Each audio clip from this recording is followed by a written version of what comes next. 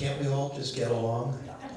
You know, but actually we are sort of getting along, and in a weird way, just a little item from an Oklahoma newspaper, Oklahoma, mind you, not most liberal place in the country, that said that about 200 Democrats, Republicans, and Libertarians, conservatives and liberals, hawks and doves, show their opposition to U.S. intervention in the Syrian civil war in a nonpartisan rally at the Oklahoma Capitol on Friday.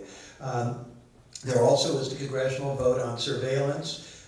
Didn't get the kind of attention it should have. I thought that should have been big headlines that almost a majority of Congress, well, at least almost half the people voting, voted to roll back all of these decisions that have been made, basically enabling the president and the national security apparatus to do pretty much whatever they want in terms of spying on us. That's pretty remarkable. A lot of Democrats and a lot of Republicans got together. It was a completely bipartisan thing, and I believe that what that's telling us is that something really is changing in the country. Something big is afoot.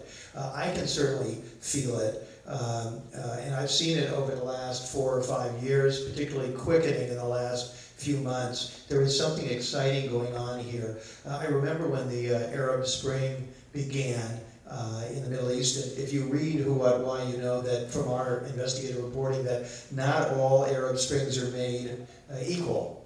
And some of them are one thing, and some of them are another. An easy way to figure it out is try to figure out who the Americans, which one the American Secretary of State is for, and which ones are not.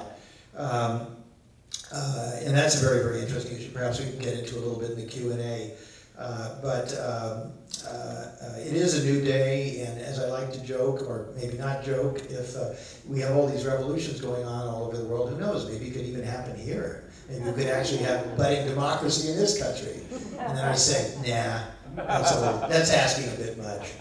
Could we ever overcome the institutionalized corruption in this country, the tremendous big money, the corporations, the strange thing how every president, whether they're a Democrat or a Republican, a conservative or a liberal, you notice how they do so many of the same things. They're different on some hot-button social issues that appeal to the base, and even those they have to be dragged kicking and screaming. But on these big issues of war and peace and money and some of the other issues, doing something about climate change, there doesn't seem to be that big a difference. And then you have to ask yourself, why?